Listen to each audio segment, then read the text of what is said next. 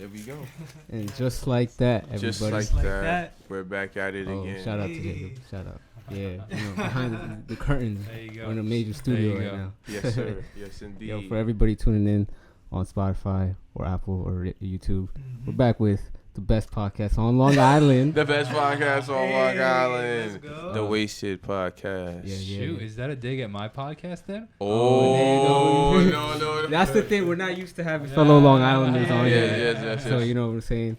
We'll tweak it a little bit. The best in Nassau County. That's what it is. Yeah, there you go. The best in Nassau County. When the best podcasters are in the room. How about that? Hey, there we go. That's a nice save. That's a nice save. So we have a tradition here. We say that goats introduce themselves. So we'll allow the goat to introduce himself. I assume. Okay, well, I appreciate that. Thank you so much. My name is Jacob Restituto. I am a musician from Northport, New York, and it's a pleasure to be here. Thank you so much for having me on. Yeah, man, for sure. Appreciate you coming out, So you said you're a musician. How long have you been? I've been playing music for a while. I grew up not liking music. I was like kid, I was like, oh, mom, dad, please, can you turn off the radio? I just didn't like it, You didn't like music? No, I find that so hard to like. I kind of liked it, but like. I guess I like the peace and quiet of the car, whatever the case. And I also just hated the way school structured music. I don't know if you guys had to play an instrument and stuff. And briefly. I had to play the saxophone. Me too. I had to play the trombone for like 4 years, bro. I didn't even want that shit, bro. I wanted to play the drums. They was like, oh, no, we putting you on brass. I said, why? What, they made you play something? Yeah, I played the trumpet. And the way that they made you... That you had to sign up. You did this sign up sheet where you had to practice 30 minutes a day, and like that structure. Yeah. So just give me a bad taste for music and stuff. I mean, I can understand that.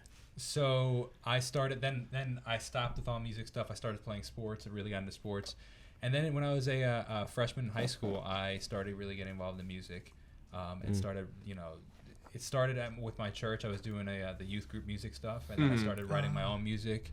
And then I went to school for music for a year and then dropped out and then decided to do music full time. Yeah, there we go. College dropouts. Yeah. Well, hey, look. Shoot, there you go. There we go. College dropouts. I think Ant is the only one here who has a paper, right? There you go.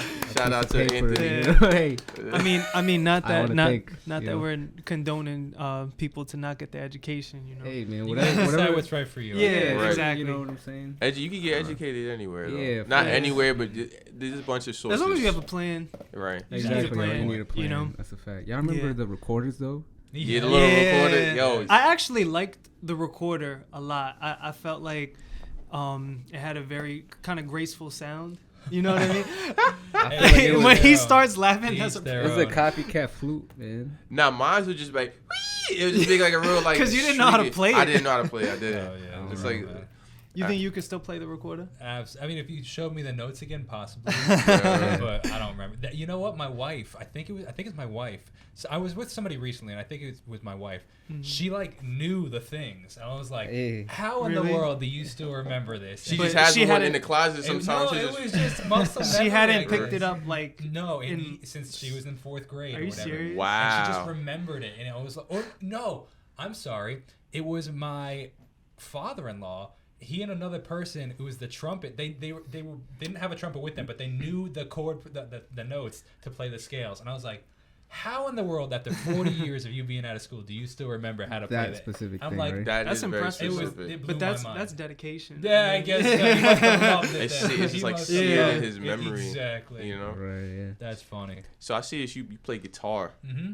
How long have you been playing guitar? Since high school as well, or did you? Yeah, since 2009. 2009. I started playing the guitar. Nice. I noticed that like when you were doing the reaction video, I forgot what it was. I think I was watching the one that you did where you reacted to Shawn Mendes doing the cover of Fake Love. Oh yeah, the Drake song. Yeah. Yeah, I like that BBC series where they have people come in and do they covers of stuff. Mm-hmm. And like. Oh yeah. What's that series called? I don't know. The BBC Radio one. BBC Radio. Live Lounge. Yeah. There's another one in Australia called Like a Version. That's the one I was thinking I figured that was the one you was thinking about too. Like I haven't heard of that. Like a Version. Yeah. They have a lot of cool. They had Childish Gambino on there, right? They had ASAP. I think that was a BBC one. Not Childish. Childish, but I think because he was in the booth. Yeah. Right. Okay, that makes sense because the ASAP one, most of the like a verse are in like they're in a like stage thing type. Right. Yeah. Like you just pulled out the guitar and you kind of just played the progressions that he was playing. I'm like, yo, that shit is so ill to me personally. Like, I like being able, like, people like who can just hear something by ear and then just. Yeah. Well, it's been totally learned. It was like I don't have perfect pitch in any way, shape, or form. Okay. For perfect pitch is when you can hear a note and be like, oh, that's a C sharp. They just know. That's a so thing. crazy. Ridiculous. I definitely don't have that. It's just a learned, like, you kind of get a feel for what chords people are using just by you played them so many times. You're like, oh, I know that sound kind of thing. Nice. So you have like a basic knowledge on music theory, obviously. Yeah, pretty deep knowledge. I mean, I spent a lot of time in classes for music theory. Okay. Yeah. But I definitely like that kind of stuff. Yeah. I heard a lot of musicians like they really hate that class. Like, I mean, it's like a fundamental like foundation for like building just a song in general, music. But more or less, I feel like a lot of musicians who are in school, like they really just don't enjoy like the way that's administered. I would agree with that. I think that it depends. You have to have a good teacher. I think. I think another aspect of it depends on where I think you land on the creative scale. Where if you're super creative, like that kind of structure is not going to work for you. But if you have like I'm like I feel like I'm like the non-creative. I'm the creative non-creative in the sense of like I feel like I'm an anomaly in the music world where in the sense of I go to bed really early, I wake up really early. I'm like last night I was in bed by 9:30, but like my alarm went off at like 5:30 this morning. You know, I wish I could do that. Yeah, you know, that's discipline. That's discipline. Works, like I go to bed. We go to bed at like 9:30, 10:30, somewhere in that 10:30 range. And like we'll go to the gym, the alarm will go off at 4:30 in the morning. You know, so but that sounds like a good like structure though. For the day you maximize your day. No, that's exactly true. But it's no different than somebody that's going to bed at 2:00 in the morning and getting up at 9. It's the same sleep structure. But that being said, like I love business stuff. I love the business side of music, and some musicians just they don't like that. They don't like that, you know. And there's some people that are super business savvy but not creative, and you know, so it's like I kind of feel like I lie in the middle. So that's why I feel like I like the structure of music theory, and I like to know why things are done. So you get a lot of why in the music theory. Oh, interesting. I like music theory from like a passive standpoint because I'm not a musician to like actually understand it, but like I like hearing certain things, and specifically like arrangement. I like arrangement in music. Like I just like hearing that little ding that nobody else pays attention to in the song. Like this is hear it, there it goes. You know what I'm saying? It's very complex to be able to achieve that kind of full body sound and just making it sound so flush. You know? Yeah. Well, before I just want to backtrack a little bit because. Me and you, obviously, me and Dre just met you. Everyone just met you, but how we got connected was through Fred, and you found Jacob, right? Yeah. So, like, pretty much so, like, to talk about that reaction video, we have done reactions because that's just like the YouTube meta. You love reactions, you know. And, you know, we occasionally get hit with, like, copyright issues. Specifically, like, I think it's been with other things, but, like, specifically with music, we saw, like, the most, like, blowback. And we were just, like, struggling. And then I just looked up a video about how we can kind of try to not have it happen as often. And then one of your videos came up, and you talked about, I guess, one, making sure that you put the fair use kind of, like, spiel or whatever in the description. And then I'm just like the type of dude, I'm like a real YouTube head, so like the first thing I do if I watch a video, scroll down to the comments. You know what I mean? And when I scroll to, like, I was scrolling down, I seen that he has like a text thing in his description. I'm like, oh yeah, I've seen people do that, that's interesting. And then I actually paid attention to the number for whatever reason, and the number said 631. I'm like, I know 631. That's like Suffolk area, you know. Yeah. So I looked you up on Instagram, and I'm like, you know what? I was feeling like Steph Curry shot him a shot. Yeah. And I'm like, yo, man, you're pretty close. You know what I mean? So it'd be dope if we could sit down and have a conversation. Yeah, it's a pleasure. Thank you. Absolutely. That is so like, what are the odds though? The video that you saw about a reason that we were having trouble with ends up being someone on Long Island that was talking about it. You never know what you're gonna find. No. Ever, really. literally. You want to hear a funny story about that video though? So that video was so off the cuff. Like I went back and rewatched it. I do a lot of live streaming on my YouTube channel, and I think I was on a live stream and somebody asked a question. I was like, you know what? Hit record. Let's just start. And I recently rewatched it because I wanted. It's so unprofessional, which is so funny. I'm like, it's just so not well done. I'm like talking. My dog starts barking. And I'm like, oh, that's my dog. And I start talking about what kind of dog I have. Like it was just so off the cuff. It was so unintentional. And then the reason I rewatched it is because I wanted to film it. So let me backtrack. Actually, it didn't do anything on my channel for a long time. It was off the cuff. I figured, you know what? So many people are asking me this question. Let me just post this, and this way I could just copy the video link and just send them that link instead of trying to explain it. Okay. Yeah. And that's actually why I did it. I believe, if I remember correctly, it didn't do anything on the channel, and then randomly, like a year and a half later, it started popping off. Like, you know, so I had, 2,000 views on it or something.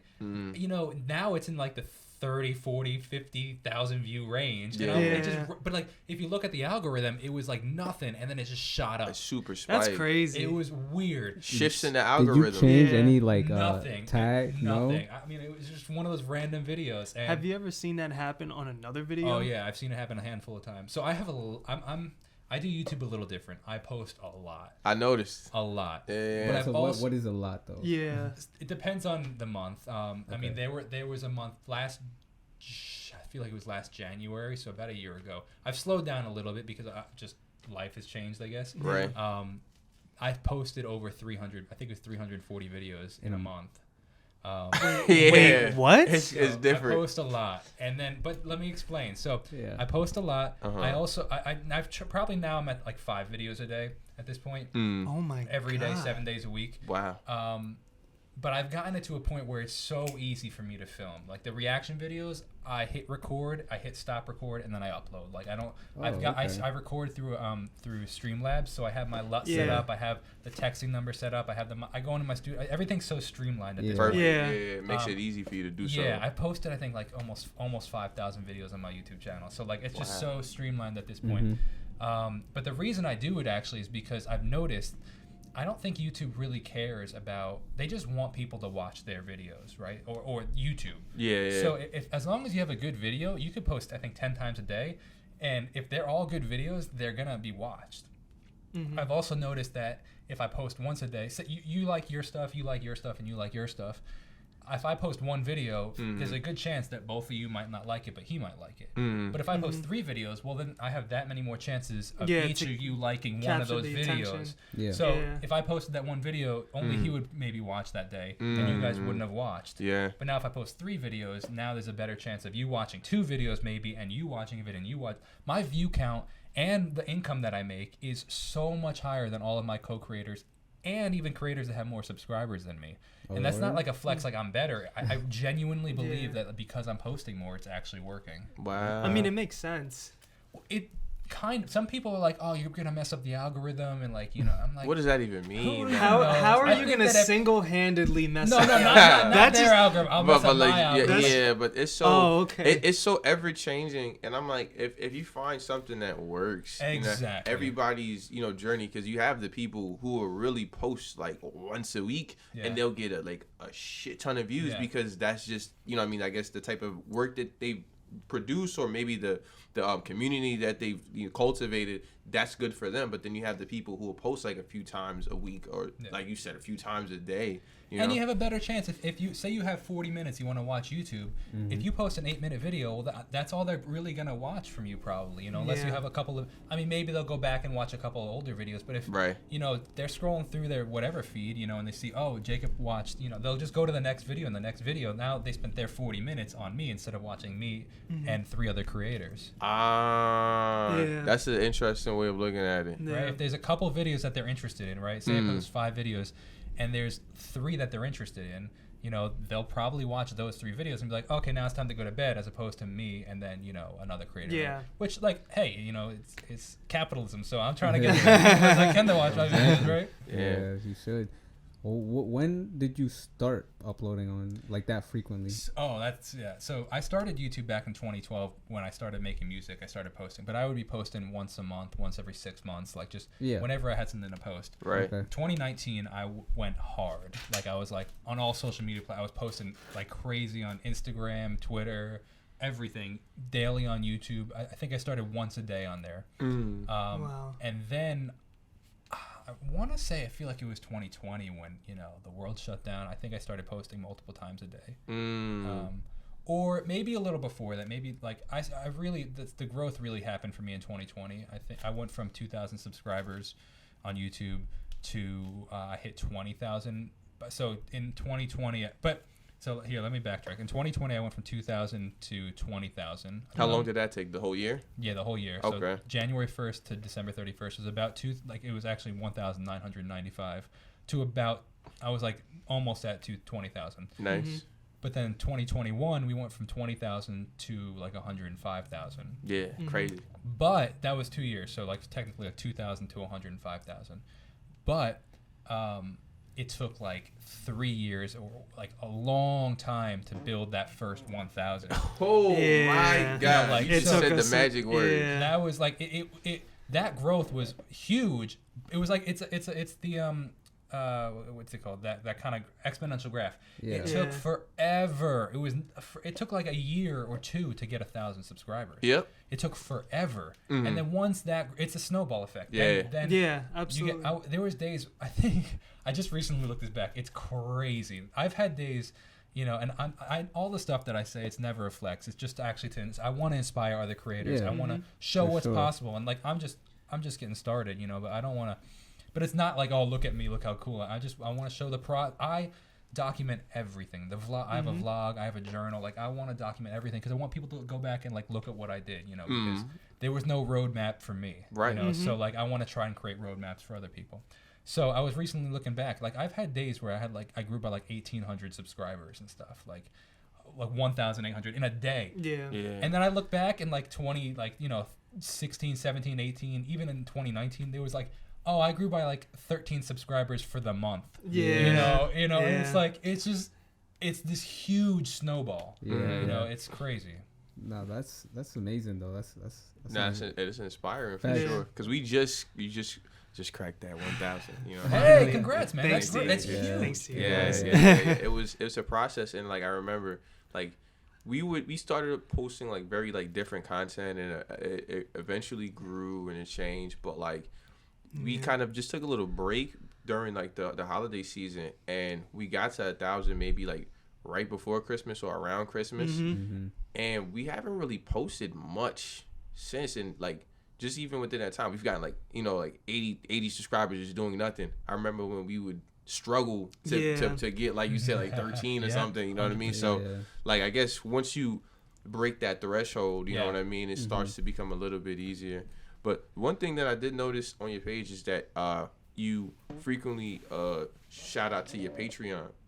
What was the process of that like? So you guys get me at a really interesting time because feel like I'm slowly moving away from Patreon. Really? Shout out to download the Jacob Restituto app. Oh, hey, let's go. Hey, there you go. Yeah, so I announced that last Friday. Wow. It's been in the works for a bit, but yes, go to your whatever international, any carrot phone you have, Android, iPhone. Download the Jacob Restituto app. Wow. Just type, if you type in if it doesn't come up for whatever reason, sometimes in some countries it doesn't come up, just Google it, just Jacob Restituto app, it'll come up. Wow. So that being said, I'm very excited about that. I'm really excited. There's something now that I announced with that called Tudo Plus. So my name Jacob Restituto. Right. I do a lot of Team Tudo is what we call the subscribers and the supporters and stuff.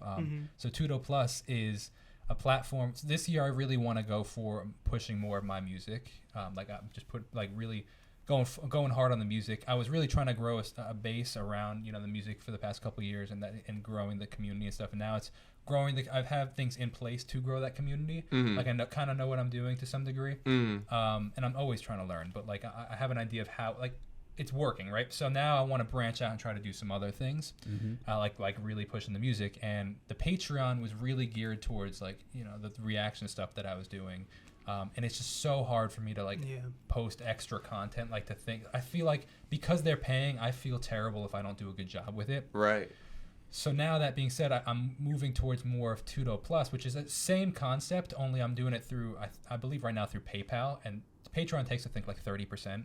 I think PayPal only takes whatever 3% to process it or something like that. Exactly. If that, I don't even know. Sometimes if you send them to a friend, so I don't know how it was set up. If it was sent by their friend, it's free. I think. And that is going to be less about, you know, the reactions and stuff, and more about like you get behind the scene. You get to give me input on you get to hear a demo early of a song, and you get to give feedback, or you get exclusive merch opportunities, or discounts on merch, or signed lyrics books, or whatever the case is. So that's cool. No, check out Tudo Plus for the people listening. But yeah, so Patreon though, it was cool because I would do extra content that either I didn't want to post onto YouTube because it would get blocked, or I do a lot of series where like I'll like listen to like a whole you know, series of songs, and whether it be an album, I'll post the whole album on the Patreon, the whole uncut, on no ads or anything like that. Right. Or I'll do like for example, the musical Hamilton. People were super interested in those reactions, and I was like, they wanted me to watch the actual musical. So I was like, okay, there's no way I could post that on YouTube. No. So I was like, I'll post it on Patreon, and that's kind of what I did with that. And it was great, man. Patreon was really good, but I didn't like to have to think of new things to post for them. And if I went without a month for posting, I'm like, shoot, these people just paid for literally. I mean, you got the backlog of stuff, but like you want to keep putting stuff out. Exactly. And it was just too much. It just stressed me out too much, and I really want to focus on the music stuff too, and stop paying the 30%. Right, yeah, cut out That's the middleman. crazy. The middleman. That's insane. That high. Yeah. I think it is. I think there's different tiers of Patreon of what you can choose, but I think it's 30%. Yeah. That's ridiculous. But the benefit though is they have this really easy structure. It's so easy to post on Patreon, and trying to build that for yourself is a lot harder because you have to figure out how you're gonna post things. Like where do you host all this stuff? Right. So they have you're paying really for the convenience. Okay. Okay. So, would you say that you started the YouTube channel as a means to, I guess, get eyes on your music? 100%, and that's the goal for it always. Absolutely, absolutely, and even the reactions and stuff. Well, the reactions, they're all to promote the music. I start most of it. I'm learning to try to actually adjust keep retention rate. So I'm like, I had this whole intro that I do for all my videos and stuff, but it ended up being like a minute long, and I was like, screw that. Like, I just want people to watch the videos, and they'll come back, and then they'll just keep watching the videos, and then they'll be more interested in me rather than like trying to shove it right down their face in the beginning. Right. So, but like it'd be like, I'm a musician from Northport, New York. If you want to check out my music, it's the best way to support the channel. Like, yeah. But I've been realizing more and more that the more that I grow the channel, the more opportunities come my way, even for my music. Like because I've grown this subscriber base, I now have what would be called social clout, that I can go and reach out to somebody and be like, hey, I have 100,000 subscribers. Would you be interested in coming on my podcast? Yeah. That number holds a lot more weight when I was like, hey, I've 500 subscribers. Yeah. They're like, why would I want to come on your podcast? Social proof. Social proof. I forgot that word, and I was trying to. Yes, thank you. Yeah. That's exactly what it is. But now I'm meeting all these people that I had, that are in the industry and now know my name, and so it's really interesting. I'm just like, because I don't want to be people. It's like a knife in my side sometimes, where people are like, oh, your reaction channel. I'm like, no, I'm not just a reaction guy, and but I'm like, you know what? It's a means to an end, because I'm meeting all these people. I'm creating these opportunities. There are now like these super supporters that will send me gifts. They're super interested in the music, so it's all going in that direction. But yes, it's all been to promote the music. Yeah. No, I definitely dug that. Do you find it difficult to convert your audience from one platform to another? Yes. Yeah. So, it's so hard. How do you get around doing that? Because you're trying to take your YouTube subscriber audience and move it over to your music. Like, how and even to your Instagram. You want them to stay current and up to date with you. How do you do that? That's a phenomenal question, because I don't know what triggered it today, but I was thinking about that. I'm like, people don't realize how hard it is to convert. Yeah. I think that even myself, I remember and I think you have to have this like optimism, like, oh, I just need 1,000 people to buy this. I need 1,000 people to buy $100 product, and I'm making $100,000 a year. Yep. Like, you need that optimism and to start, but people don't realize how hard it is to get that stuff, right? Yeah. Right. So, I don't. To some degree, I don't know. You know, I don't know why the channel has 111,000 subscribers, but I have 2,000 followers on Instagram. Like, it doesn't. Like, this makes no sense, right? Do you often talk about your Instagram? Yeah, I was about to ask. It's just the little banner thing comes up. Yeah.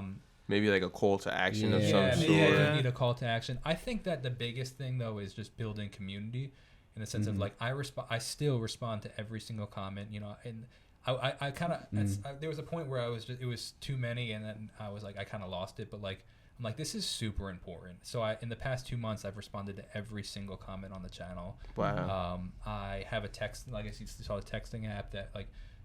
I have a WhatsApp for people that are international, so like they can text all these numbers, and it's obviously not my real cell phone number, but it goes to a number an app where I can message them and responding to those, and I respond to every single DM that people get. You know, like that's how we met. You know, like so. I think that just the consistent posting, the consistent community.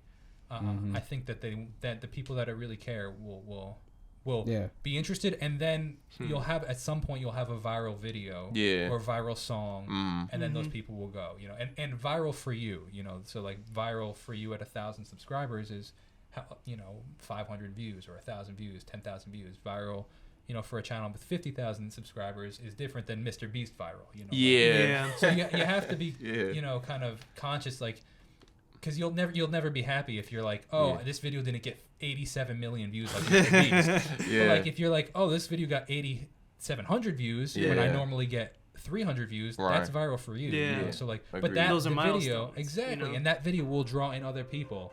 Am I getting too techie, or you guys like? Nah, no, it's good. I mean, it's authentic, it's honest, and you're obviously passionate about it. So and I love this stuff, man. We want to see that passion. Sure. So that's perfect. I love this. I love talking about this stuff. It's my favorite. You know, I just love it. Like we've been on YouTube for like roughly about like 5 years or so. Okay. And I was saying like we started uploading reactions, and I think like September, either like August or September.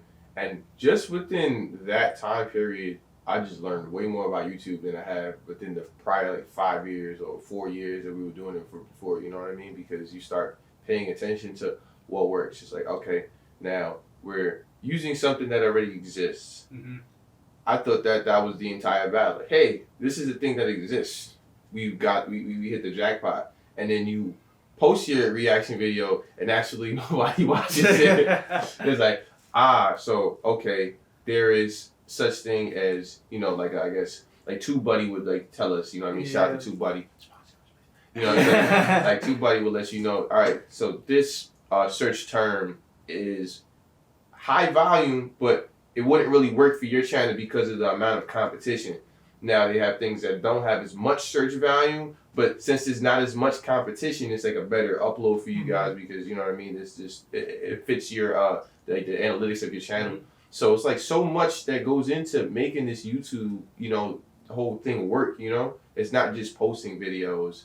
There's videos that we probably posted that were very high quality, but I guess the work of SEO or maybe just, you know what I mean, the direction that we went as far as like the topic of the video may not really be something that's like hitting right now. Quality of it is good. We've had quality, like that's we've been told, yo, the quality is there. It's like, why doesn't YouTube see it? You know what I mean? It can be frustrating, you know. But it's definitely fun to hear somebody who's experienced, you know, where we've been at, and then very similar.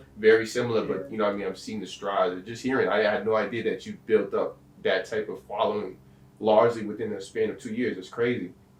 You know what I mean? But I guess that's YouTube. Well, one thing that I've really I love to study other people and watch. Like I love, you know, watching other creators, listening to their interviews and stuff. And it's really interesting to see how fast things change. It's I've really seen it actually with some certain creators, and I was like, wow, okay.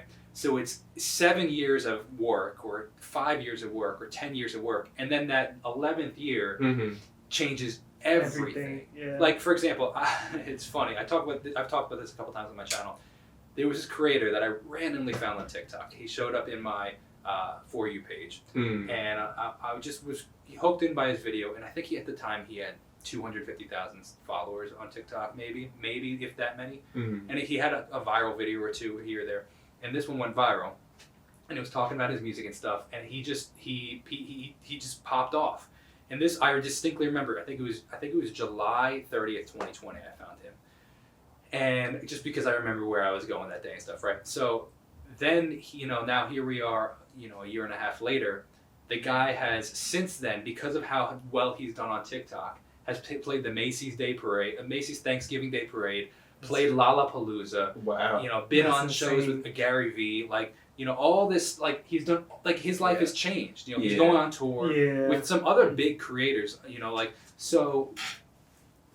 How many years did it take? I don't know, and how many songs? I don't know his backstory as well, but the fact that it can change, so you can go from having nothing on anything to touring and being on Lollapalooza, 10,000 people at Lollapalooza. He played Madison Square Garden with a jingle ball. Wow. Even look at Olivia Rodrigo. Do you know who that is? Yeah. She was relatively famous for her High School Musical show, and then Driver's License came out, and then.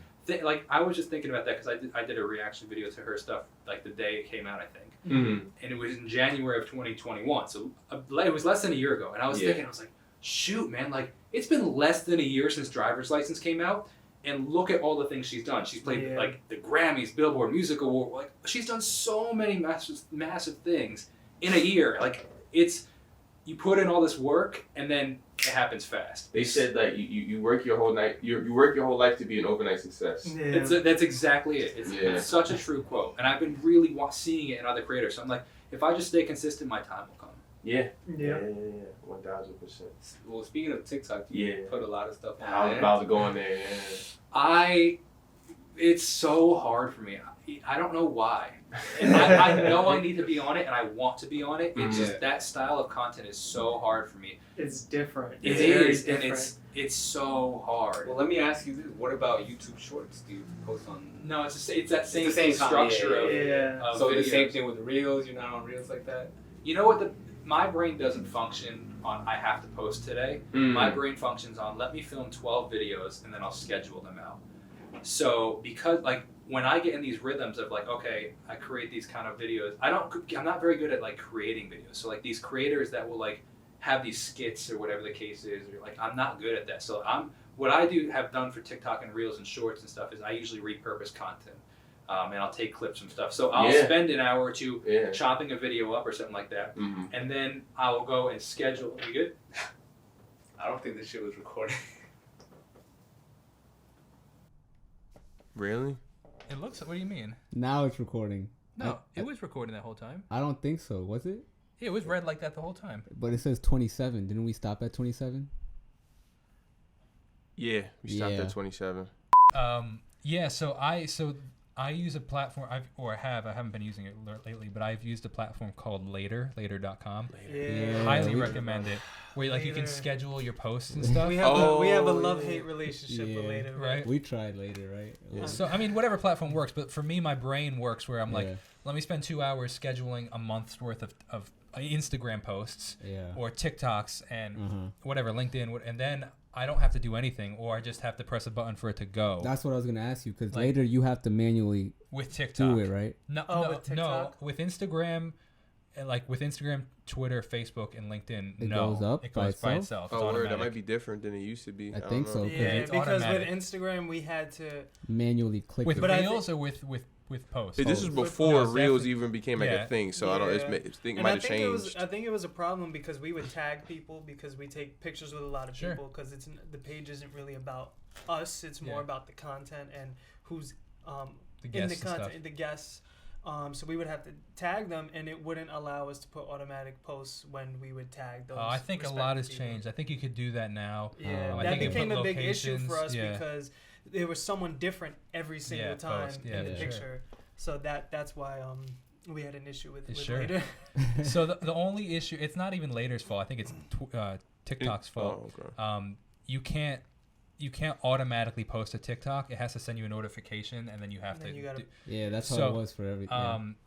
So yeah, it could be that. I don't know, but like I loved it for Instagram and stuff because I wouldn't have to think about it. You know, and that's what I do with YouTube. Like I have these videos and I'll just schedule them, and I don't have to, like, for example, I don't know what time it is right now, but at 8:00 a video is posting tonight. You know, like it's done. You know, so that's how I work. So the idea of me having to be like, what am I gonna film today for TikTok is so stressful. Like I'm just not good at it. Who knows? At some point I'll figure it out, but I recognize that it is incredibly important, and I recognize that I'm not doing a good job. It's a if you don't mind me asking, how old are you?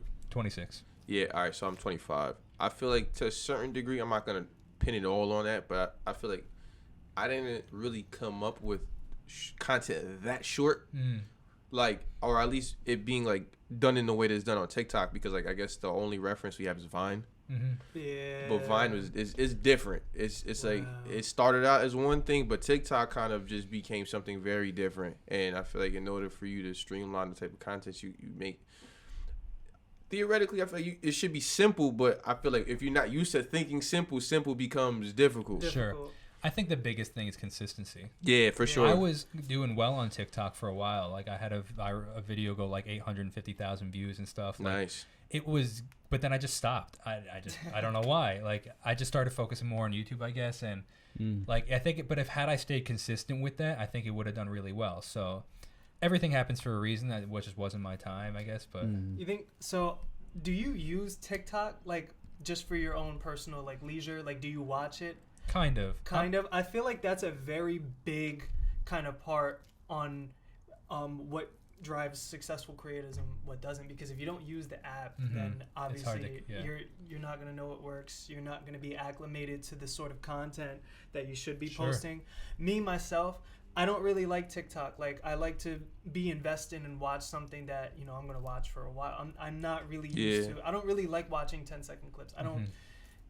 I want something that captivates me, and that's just not the platform for me. I don't want to speak about what you guys feel, but it's ironic because I'll watch like 30-second clips on YouTube. I watch a lot of them because they be kind of just the humor is different too. Sure. It's a different culture. Platform. Yeah, exactly. That's what it is. Absolutely. But like, I understand what you're saying though, because I prefer to watch something a little bit like longer. Longer, right? You know what I'm saying?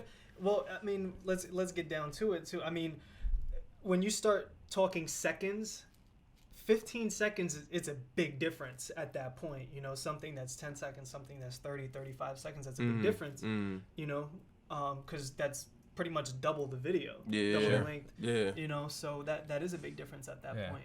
Yeah. I very much agree. I'm the kind of guy that wouldn't be on Instagram if I wasn't a musician, and wow, okay. I just don't. I don't care. I really don't care what people are posting. I don't really care what's going on in their life. Like, I love my friends, I love my family, but I'm like, it's not my personality. Not like I'm all wrapped up in my stuff. I'm like I'd rather see you in person. I'm not understandable. Like, who knows? I don't know. I don't find it super interesting, but I'm on it.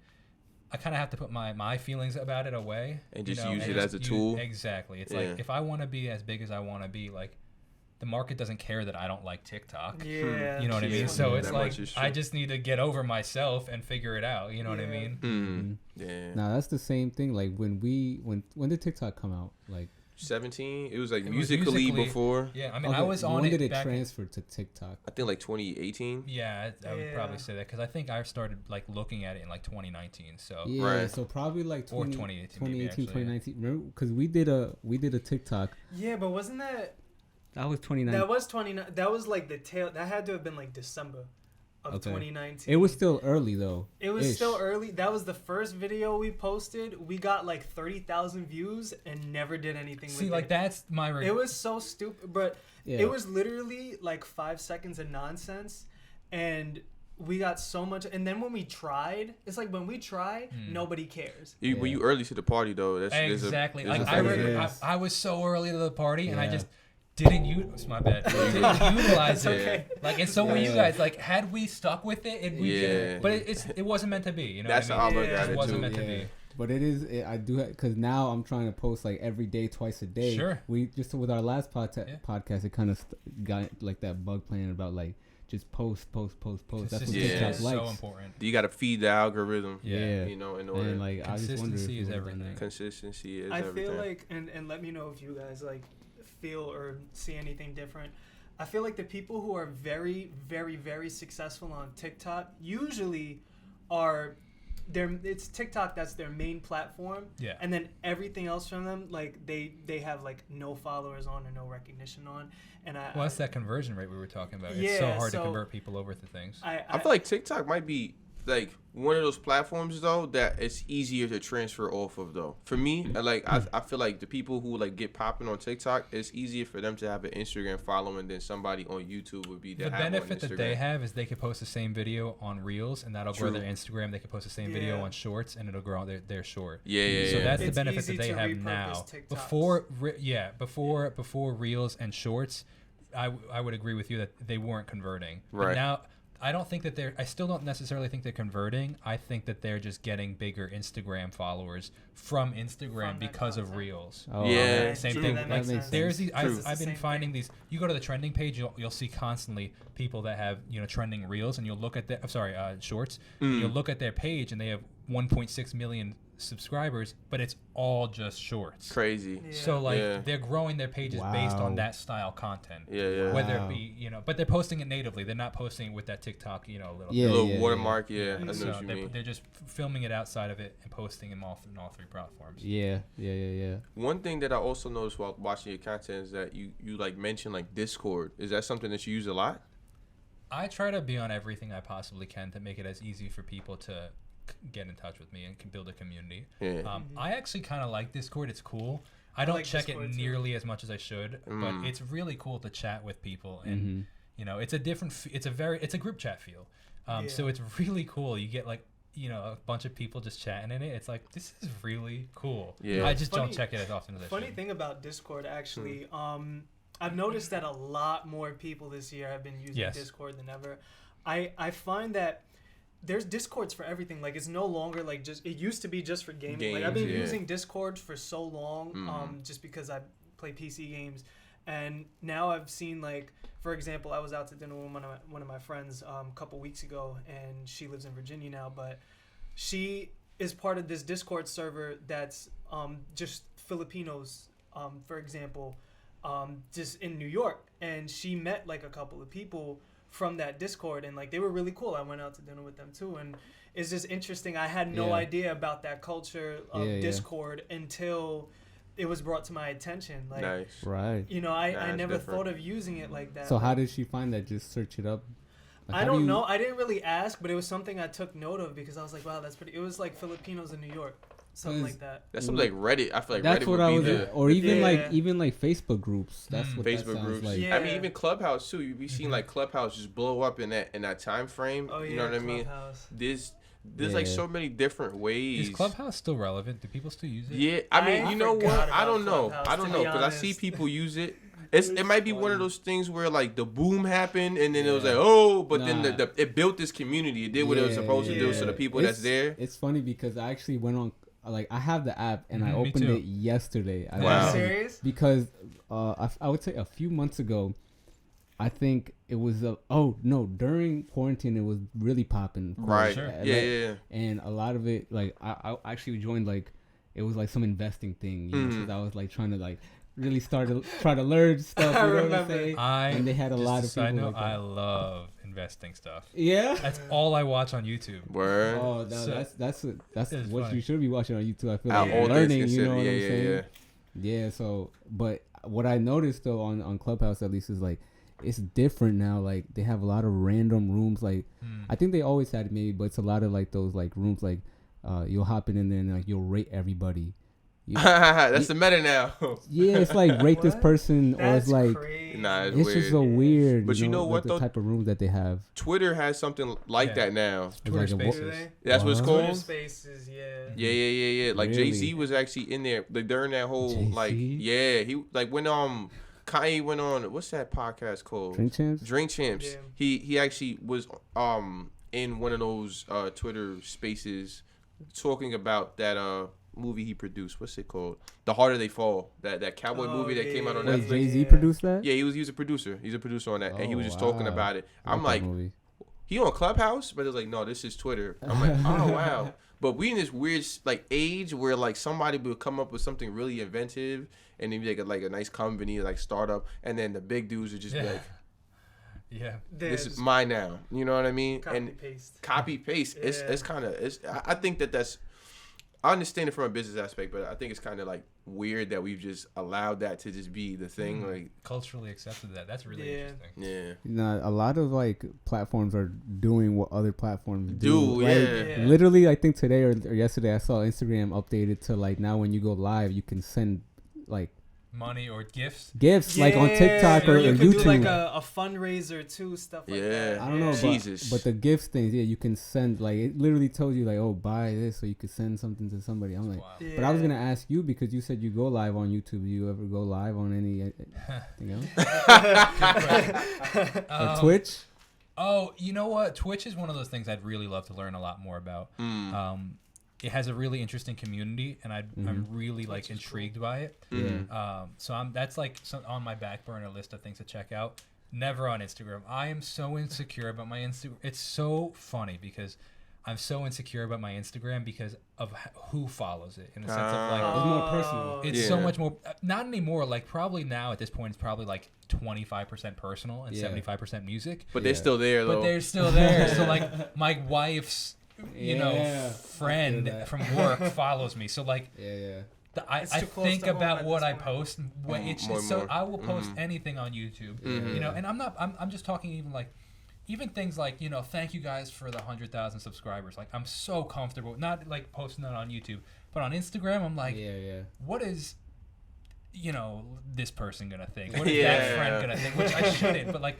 I hate that's the understandable. fact. Though. It's understandable. I hate the fact that like I loved when I was flying under the radar with YouTube and stuff, and now like people will be like, "Oh, I saw your video." My friends will be like, "I saw your." I'm like, "Oh, I hate that." They're like, "Oh yeah, I was watching." My cousin will be like, "I was watching your video." I'm like, and I'm grateful that they're supporting the channel, but like I hate the fact that now I think about them because I care about their opinions. I care about my friend or my cousin's opinion. And I don't want to have to think about that. It's like the world's clashing almost, Exactly. I don't want to have to think if they think it's stupid or not. Right. When nobody was watching, I didn't care. They weren't seeing, so I didn't care. But I do care if they think it's stupid, even though I shouldn't. I do. All things considered, those are good problems to have. I think. Exactly. I completely agree. You're right. 100%. Shit, that's a fact. I think it's that time. As if you weren't aware, we often give flowers. But even before we give flowers, facts before that. If you could give any piece of advice to somebody who's younger than you or just now starting out with YouTube, what piece of advice would you give to them? That's a great question. And we were chatting about, I was asking you guys about the structure of the podcast beforehand. You mentioned that. It's funny because, like I said, I have a podcast that I do. And I asked pretty much the same question at the end of it. I think it's a great question. First, though, I want to give you guys the opportunity. You got to promote that merch, man. Oh, man. You got to You mean this? You mean this? Where did that come from? Where did that come from? It's just been on the table. Yeah. I didn't want you guys to forget that. I like this a lot, man. This is nice. I like this a lot. The trucker hat. The trucker. If he likes it, then you guys have to get it. Available over Should I wear at it for the last wastingmy20s.com. Go ahead. Wear it for the last question. And you mentioned that you have your merch on too, right? Yeah, bro. Yeah, you can get the merch. You can go to Jacob Restituto. You can get it on the new app. You can get it on the app. Hey, you can get it JacobRestituto.com. There you go. Absolutely. I like this hat a lot. That hat looks good on you. I appreciate that, bro. So, what was? Can you repeat the question? What advice would I give to a starting creator? Yeah. I would say. It's going to take so much longer than you think it will. And that's the one right there. Yeah, I think that's the biggest thing. Answer. I think consistency and patience. Hard work, consistency, and patience. Yeah. Like I grinded. People are like, oh, you grew so fast. I'm like, who else do you know posted stinking 12 videos a day? Like, like I stinking worked my butt off. Right. I worked my butt off putting forever. And the thing is, people don't see this because they weren't around to see it, and it's fine. but that's why I like documenting my process. Like there were so many videos that I posted that nobody saw. Exactly. So like I just forever just kept posting and nobody would see these videos. Like I have vlogs on my channel that like got 16 views, but I kept doing it because I kept believing in it that I, you know, and like, so it's just a consistency, and it's going to take way longer than you think. But if you love it, just keep going for it. Yeah, that's pretty cool. That's solid. That's solid. Yeah. That's it. That's probably the best answer. Do you still have like your very first video on? Yeah, absolutely. You do? Absolutely. That's crazy. I tell people all the time that want to start a channel too. They're like, "Oh, I love your setup." I'm like, "Bro, like I didn't just start here. Like exactly. I've been doing this for years." And I say, go look at my channel in 6-month progressions. My first video, my 6 months later, 6 months after that, and you'll see things changing, the camera quality changing, the angles changing. You know, so that's absolutely, pretty cool. Absolutely. Yeah. For sure. And it's about that time. Give flowers, you know. There's something that we do on occasion. We give flowers. Well, not on occasion, every episode. We give flowers. Shout out to Drink Champs. Yeah, shout out to they usually give it to the person. The person. Right. But so what does that mean, giving flowers? Pretty much you just give some type of acknowledgement or like a shout out to something that you think is cool or important or whatever's on your mind, you know. It could be a person. It could be a thing. It could be an industry, it could be a business, it could be whatever. Yeah, really whatever. All right. Yeah. So my boy over here, he's about to start it up. Yeah. You know what? I'm gonna give my flowers to stylists out there because I just had a shoot, and then as a photographer, you know, like I like shooting cool stuff, but like a lot of the times I'm too focused on like composition or whatever, where I can't think of like how to style something. So having that extra brain in there, that's so handy, man, and it levels up the quality a lot more. You know what I'm saying? Because you can shoot something that might look nice, but had you had like the extra details, you know, whether it's like a couple of earrings, a necklace, or just like a location, you know. So tie everything together. Yeah, it ties everything together. Nice. Shout out to the stylist. Yeah. No stylist. Yeah. So I guess we'll just go down the line. Yeah, sure. So I like this idea. I think it's really cool. So can I be grateful for gratitude, if that makes sense? So let me explain this. I think that is the most important thing. You know, enjoying the process, being grateful along the way. I think, you know, I'm grateful for the opportunity to do what I love. I'm grateful to meet new people. I'm grateful that it's growing. I'm grateful that it's finally stinking moving. And you know, like I was crazy even in my own mind for so long and be like, okay, finally all the things that I thought were gonna work are finally stinking working. You know, I'm grateful for God, I'm grateful for my family. So I think that's what gratitude keeps me going, because otherwise it would be miserable. Absolutely. You got to be grateful for the, you know, the 1 new follower, then the 3 new followers, then the 3 new friends, you know, like, because otherwise you just look at that end goal and it just seems so far away. So you got to appreciate the journey. Right. Absolutely. Yeah. The beauty's in the journey. Amen. Yeah. So, you know, funny that we're speaking about creators that just feel like they just keep throwing fuel into the fire and nothing is, you know, coming about. I want to give my flowers to those who are still hardworking and just feel like that goal is not anywhere in sight. I promise that, you know, it's gonna get there one day. But like he said, you know, hard work, dedication, patience. Patience, you know, big patience. I mean, big on the patience. 2017, I would have never. Yeah. You know. What did Paul Rudd say? Like, who would have thought we'd be here? Yeah, that's true. But once it hits, it just feels so good. And you know, funny, you was just speaking about being gracious for gratitude. I'm always like so hyped now, like to just tell people like, yo, we finally hit like 1,000 subscribers. Like I feel good telling people about that. And I've gotten responses like, you know, it's just 1,000, but that 1,000 to me means so much more than that 1,000 does to you. Sure. You know, and especially if it's someone who doesn't do what we do or who isn't a creator. You know what you had to do to get there. Yeah, it's like they don't understand. Sure. They have no idea what it's like, and that 1,000 means you guys, man, all the subscribers, everybody who's listening on the podcast, like we're all just so gracious. It's very understated. Much. Yes, you definitely. know? So thank you, 100%. My flowers to you. I love that. So It's funny that you mentioned that. I'm gonna give my flowers to anybody that purchased the merchandise. Hey, you mean like, this? Yeah, but even like on a serious note, like this helps out a whole lot, you know, and it kind of just serves as some type of like fuel for us because you know. This is a hoodie at the end of the day, but you chose to buy our hoodie. You could have bought anybody's hoodie. You could have bought anybody's hat. You could have bought anybody's shirt, you know. So, yeah, I really want to say thank you to you guys. You guys are, like, really important, you know. Like, if we don't say it enough, I'm going to say it right now, you know. I really appreciate you guys. Thank you so much. Flowers to y'all.